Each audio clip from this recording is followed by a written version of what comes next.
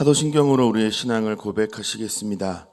전능하사 천지를 만드신 하나님 아버지를 내가 믿사오며 그 외아들 우리 주 예수 그리스도를 믿사오니 이는 성령으로 잉태하사 동정녀 마리아에게 나시고 본디오 빌라도에게 고난을 받으사 십자가에 못 박혀 죽으시고 장사한 지 사흘 만에 죽은 자 가운데서 다시 살아나시며 하늘에 오르사 전능하신 하나님 우편에 앉아 계시다가 저리로서 산자와 죽은 자를 심판하러 오시리라.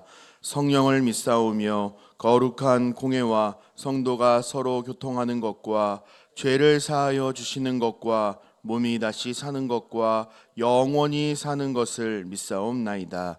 아멘. 찬송가 390장 예수가 거느리시니 우리 함께 찬송하겠습니다.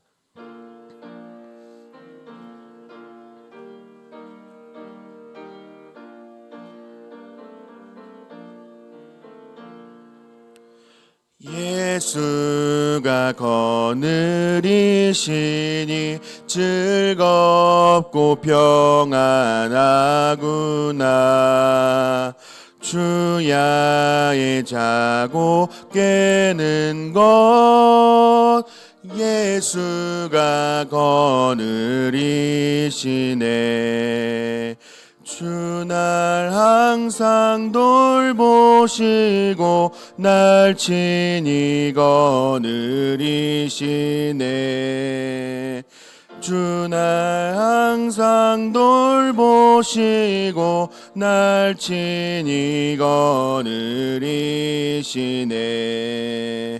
때때로 괴로움 당하면 때때로 기쁨 누리네. 풍파 중에 지키시고 평안히 인도하시네. 주 날 항상 돌보시고 날 친히 거느리시네. 주 날 항상 돌보시고 날 친히 거느리시네. 내 주의 손을 붙잡고 천국에 올라가겠네. 괴로우나 즐거우나 예수가 거느리시네. 주 날 항상 돌보시고 날 친히 거느리시네. 주 날 항상 돌보시고 날 친히 거느리시네.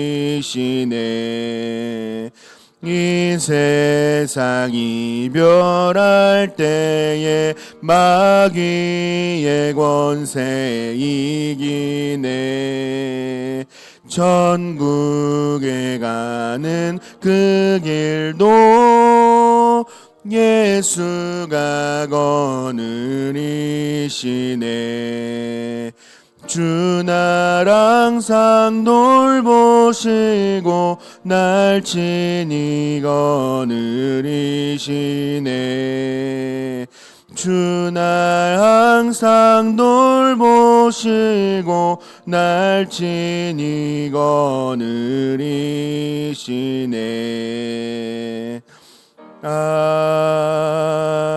아멘. 아멘. 오늘 우리가 함께 나눌 말씀은 구약성경 신명기 22장 1절부터 12절까지의 말씀입니다. 제가 가진 성경으로 구약 295면에 있는 구약성경 신명기 22장 1절부터 12절까지의 말씀입니다.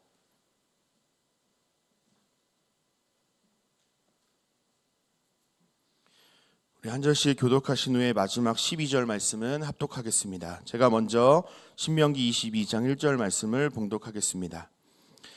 내 형제의 소나 양이 길 잃은 것을 보거든 못 본 채 하지 말고 너는 반드시 그것들을 끌어다가 내 형제에게 돌릴 것이요 내 형제가 내게서 멀거나 또는 내가 그를 알지 못하거든 그 짐승을 내 집으로 끌고 가서 내 형제가 찾기까지 내게 두었다가 그에게 돌려줄지니 낙이라도 그리하고 의복이라도 그리하고 형제가 잃어버린 어떤 것이든지 내가 얻거든 다 그리하고 못 본 채 하지 말 것이며 내 형제의 낙이나 소가 길에 넘어진 것을 보거든 못 본 채 하지 말고 너는 반드시 형제를 도와 그것들을 일으킬지니라.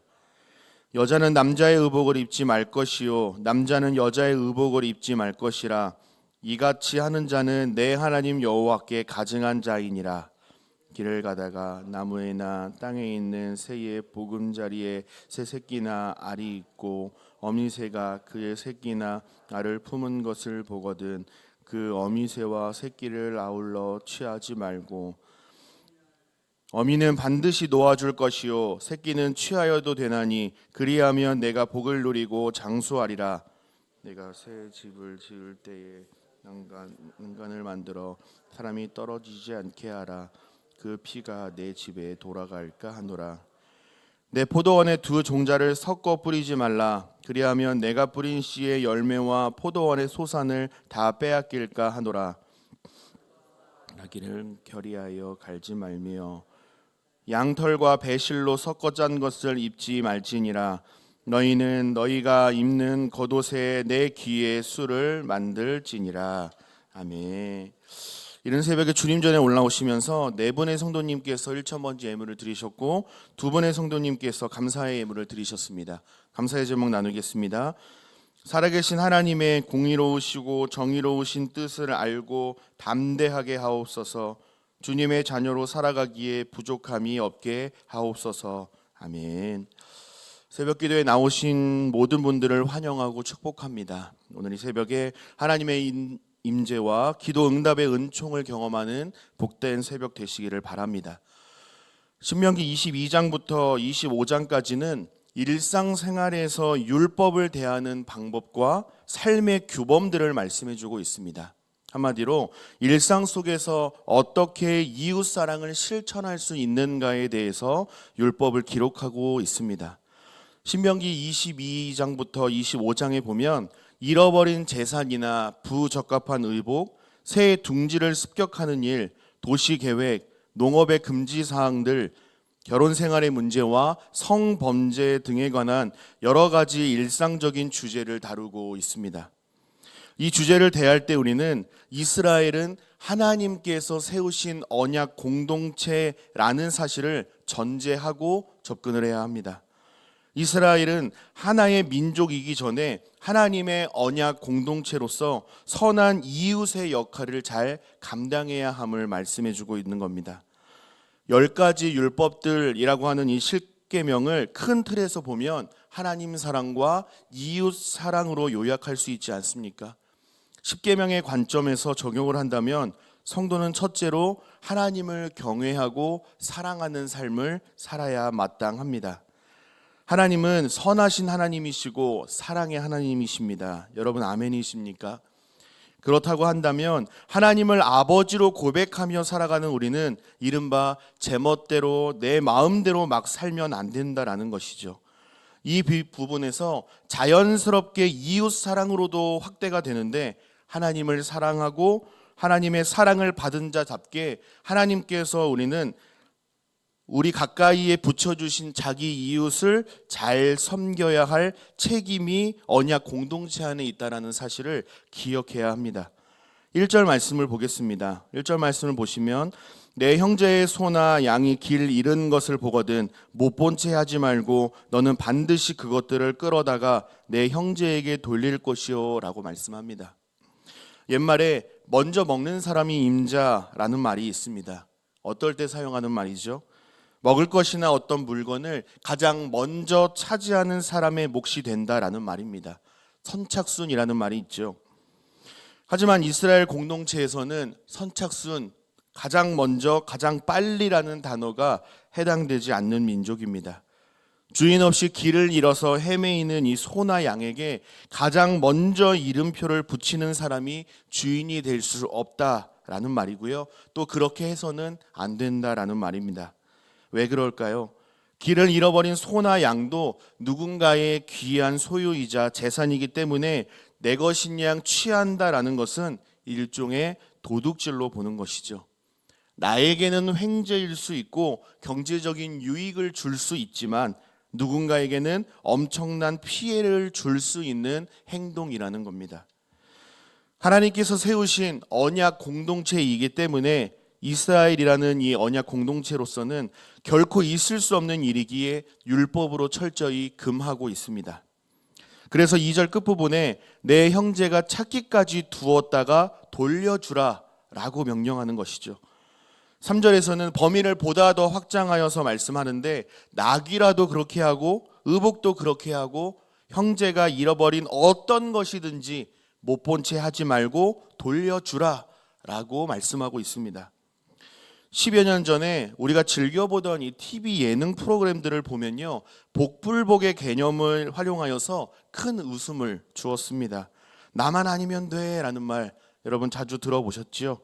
벌칙을 피해간 출연자는 자신만 아니면 된다라며 기뻐하고 환호했습니다. 어쩌면 재미의 요소 중에 하나이지만 이 복불복이라는 개념을 너무 당연하게 받아들이게끔 만든 것은 아닌가 하는 생각이 듭니다. 사실은 이 복불복이라는 말이 굉장히 조심스럽고 무거운 개념일 수 있거든요. 말씀을 묵상하면서 우리의 사회가, 우리의 가정과 교회가 언약 공동체의 율법 정신을 다시금 회복하면 좋겠다라는 마음이 들었습니다. 여러분의 모습은 어떠십니까? 다른 사람들이 조금 힘들어도 크고 작은 피해를 보더라도 나의 유익을 취하는 것을 기뻐하고 복불복, 그저 나만 아니면 된다라는 남의 집 불구경하듯 무관심과 무배려의 태도로 대하고 어쩌면 폭력적인 태도로 내 이웃을 대하고 있는 것은 아닌지 우리의 삶을 한번 돌아보시기를 바랍니다. 마태복음 5장에서 예수님은 우리 그리스도인들의 정체성을 세상의 소금이요 세상의 빛이라 말씀하셨습니다.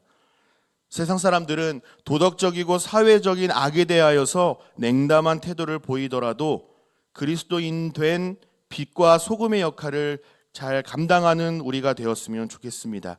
또 일상 속에서 하나님의 사랑과 예수 그리스도의 향기를 드러내는 세상의 빛과 소금의 역할을 잘 감당하는 우리 모두가 되시기를 주님의 이름으로 축복합니다. 우리 사회는, 우리 가정은, 우리 교회는, 우리 학교와 회사, 사업장은 지금도 나보다 남을 더 낮게 여기는 선한 사마리아인과 같은 성도를 필요로 합니다. 저와 여러분이 그러한 사람이 되시기를 다시 한번 예수님의 이름으로 축복합니다. 5절에서는 이제 부적절한 의복을 금지하는 말씀을 기록하고 있습니다. 5절 말씀을 보시면 여자는 남자의 의복을 입지 말 것이요 남자는 여자의 의복을 입지 말 것이라 이같이 하는 자는 내 하나님 여호와께 가증한 자이니라 라고 말씀을 합니다. 의복에 대해서 금지하고 있는 걸로 봐서는 당시 도덕적이고 성적인 문제가 만연해 있을 것이라 우리는 어렵지 않게 생각해 볼 수가 있습니다. 당시 성적으로 굉장히 문란했고 도덕적으로도 타락했습니다. 동성애적 관행도 서슴없이 행했는데 이방 민족 문화에 절대 동화되지 말고 이스라엘은 언약 공동체라는 사실을 기억하며 하나님 앞에 거룩한 삶을 살 것을 촉구합니다. 부적절한 옷을 금했던 이 종교적인 이유도 있었습니다. 고대 근동의 어떤 이교들은 다산을 기원하는 의식으로 남자와 여자가 옷을 바꿔 입게 했다라고 합니다.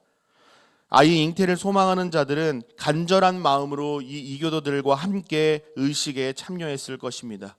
그러므로 이교의 의식에 동참하지 말고 오로지 하나님의 능력과 은혜를 구하며 의지하라는 경고와 촉구의 말씀을 하신 것입니다. 이어서 6절과 7절은 새를 보호하는 말씀을 하십니다. 누군가 새 둥지를 발견했다 해도 어미새를 결코 죽여서는 안 됩니다. 아주 배가 고픈 경우에 알을 취하거나 새끼를 먹는 것까지는 허용이 되었지만 어미새만큼은 죽이는 것은 철저히 금지되었습니다. 어미새는 다시 알을 낳을 수 있도록 지켜주고 살려주어야만 했습니다. 특별히 신명기 말씀을 보면 이 생명의 보존과 연속성을 강조하는 말씀들을 우리가 자주 발견할 수가 있습니다. 하나님께서는 생명과 생명을 보존하는 일에 얼마나 큰 관심을 가지고 계신지 우리는 이 신명기 말씀을 대하면서 알 수가 있습니다. 기후의 문제나 환경의 문제까지 우리는 확대할 수 있을 것입니다. 우리는 인간의 이익과 유익을 위하여서 무분별하게 개발하여서 생태계 파괴와 기후 변화, 동물 희생과 학대의 영역에서 높은 기준에 조심스럽게 높은 기준을 가지고 행동을 해야 합니다. 창세기 1장 28절에서 하나님이 그들에게 복을 주시며 하나님이 그들에게 이르시되 생육하고 번성하여 땅에 충만하라, 땅을 정복하라, 바다의 물고기와 하늘의 새와 땅에 움직이는 모든 생물을 다스리라 라고 말씀하셨지요. 이를 문화 명령이라고 하는데 하나님께서 창조하신 이 세상을 잘 돌보라는 말씀입니다. 28절에 이 땅을 정복하라 라는 이 명령 때문에 인간은 이 세상을 우리 마음대로, 인간 마음대로 해도 된다라는 생각을 하는데 그렇지 않습니다. 인간은 이 세상을 좌지우지하는 존재가 아니라 하나님께서 이 세상을 잘 돌보라고 청지기로, 관리자로 세우신 것입니다. 인간이 이 세상의 주인이 결코 아닙니다. 주인은 따로 있습니다. 여러분, 그 주인이 누구실까요? 바로 우리 하나님이십니다. 그러므로 피조물된 인간은 하나님의 뜻대로 세상을 잘 가꾸어야 할 책임과 의무를 맡은 자들이라는 사실을 기억하시고 하나님의 대리 통치자의 삶을 살아가는 저와 여러분 되시기를 바랍니다. 이어지는 8절 말씀은 다른 사람들의 생명을 보호하는 구체적인 지시가 나오는데 8절을 보시면 새 집을 지을 때에 지붕에 난간을 만들어 사람이 떨어지지 않게 하라 라는 명령이 기록되어 있습니다. 당시에는 이 평평한 지붕은 방으로도 사용되었다라고 합니다. 그런데 난간이 없었기 때문에 그 가장자리는 굉장히 위험했다라고 합니다. 특히 이 어린아이는 가장자리에서 발을 헛디뎌 떨어지게 되면 굉장히 크게 다치는 일이 빈번하게 일어났다라고 합니다. 그래서 가족의 슬픔과 치명적인 사고를 예방하기 위하여서 지붕 꼭대기 주위에 난간을 설치하라라고 강조하고 있는 것입니다. 생명을 소중히 여기시는 하나님 아버지의 마음을 다시 한번 확인할 수가 있습니다. 끝으로 9절 12절은 어울리지 않는 것을 섞지 말라라는 율법에 대하여 말씀해주고 있는데요. 하나님은 이 율법을 말씀하시면서 참 지나치고 세심한 것까지 율법으로 규정하셨다라는 생각이 들곤 합니다. 그러나 여기에는 분명한 하나님의 뜻과 의도가 담겨져 있습니다. 9절에 내 포도원에 두 종자를 섞어 뿌리지 말라라고 명령을 합니다. 당시 애굽 사람들은 자기 포도원에 채소와 포도를 섞어 심었다고 합니다. 왜 그렇게 했는지 성경은 이유를 잘 말하고 있지는 않지만요. 분명히 이방신과 관련된 이 이교 의식과 관습과 관련이 있을 것이라는 것이 학자들의 공통된 의견입니다. 직물을 섞어 짜는 것을 금지하는 것도 같은 이유입니다.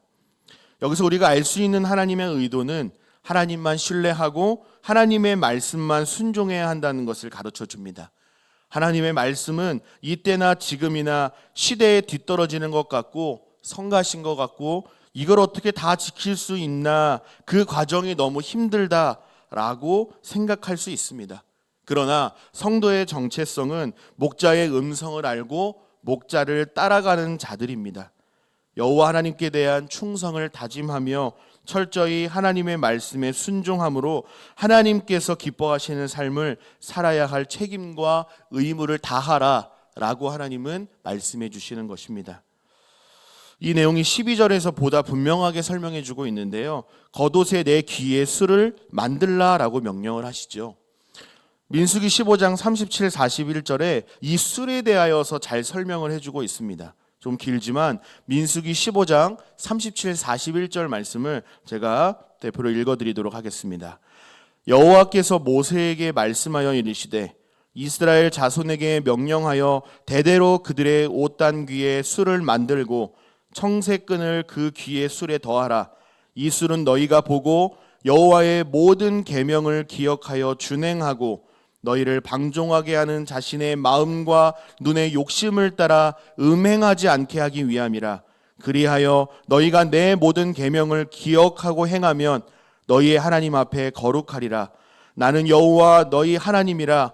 나는 너희의 하나님이 되려고 너희를 애굽 땅에서 인도해 내었느니라. 나는 여호와 너희의 하나님이니라 라고 말씀합니다. 히브리 백성들은 내 귀에 술을 단 겉옷을 두 가지 용도로 사용을 했습니다. 낮에는 겉옷으로 사용을 했고요, 밤에는 담요로 쓰였습니다. 그러니까 항상 눈으로 볼 수 있고 만질 수 있었고 꼭 소유해야만 했던 물건이었다는 거죠. 그래서 낮이나 밤이나 겉옷 내 구덩이에 붙어있는 술을 보면서 나는 하나님께서 세우신 하나님의 사람이고 하나님의 말씀대로 순종하며 살아야 한다라는 것을 항상 기억하게끔 말씀하셨다라는 겁니다. 그러므로 사랑하는 제2가족 여러분, 이 새벽에 우리가 하나님의 말씀을 대하면서 하나님 사랑, 이웃 사랑, 하나님 중심, 말씀 중심의 삶을 우리가 살아갔으면 좋겠습니다. 인간 중심의 생각과 사고방식이 아니라 철저히 성도요 그리스도인 된 정체성을 마음에 새기고 교회 안에 갇힌 신앙, 형식적인 신앙, 행함이 없는 말뿐인 신앙에서 벗어나서 하나님께서 세우신 각자의 자리에서 일상생활 중에 하나님께 돌이키는 은혜를 구하는 새벽이 되시기를 바랍니다. 교회뿐만 아니라 가정이나 직장이나 사업장이나 학교나 학원이나 가정이나 우리가 거하는 모든 삶의 영역에서 겉옷에 내 귀에 순을 만들어 입는 자처럼 하나님 앞에 부끄러울 것이 없는 인정된 일꾼의 삶을 살아내는 저와 여러분 되시기를 예수님의 이름으로 간절히 소망하고 축복합니다. 기도하겠습니다. 사랑의 아버지 하나님, 은혜와 사랑을 감사드립니다. 이 새벽에 하나님 앞에 예배하고 기도할 수 있도록 깨워주시고 인도하신 은혜에 진심으로 감사를 드립니다. 하나님 아버지의 다음 없는 사랑을 받아 하나님을 사랑하며 살아가는 우리 모두가 교회 안에서만 갇힌 신앙이 아니라 세상에서 빛과 소금의 역할을 감당하며 살아갈 수 있기를 원합니다. 하나님께서 세우신 일상생활 속에서 하나님 사랑, 이웃 사랑을 기억하고 실천할 수 있도록 은혜를 베풀어 주옵소서. 나의 만족과 유익을 구하는 삶이 아니라 주위를 돌아볼 줄 아는 하나님 아버지의 마음을 주시고 내가 하는 어떤 말과 행동과 일이 다른 사람에게 해가 되면 기꺼이 하지 않을 수 있는 용기도 허락하여 주옵소서.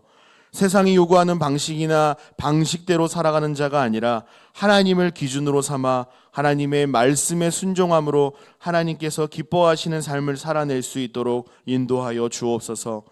우리를 세상의 빛과 소금으로 불러주신 그리스도인 된 정체성을 기억하며 살아갈 수 있기를 원합니다.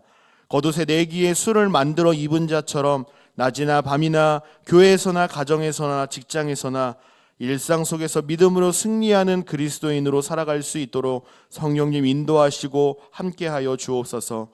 이 새벽에 하나님의 은혜에 감사하는 마음으로 귀한 예물을 올려드린 손길이 있습니다. 이 예물이 하나님 나라와 주님의 몸된 교회를 세워가는 꼭 필요한 데에 사용되기를 원합니다. 드린 예물 위에 축복하셔서 하늘의 신령한 복과 땅의 기름진 복을 내려주시고 예물과 함께 드린 마음의 소원과 기도의 제목들이 하나님의 뜻 가운데에 응답되는 은혜가 있게 하여 주옵소서. 돌아가는 발걸음도 안전하게 지켜주시고 예배 전에 하나님께 부르짖었던 기도와 또 주기도문 후에 올려드릴 우리의 모든 기도의 제목들을 들으시고 응답하시는 하나님을 경험하는 새벽으로 인도하여 주옵소서.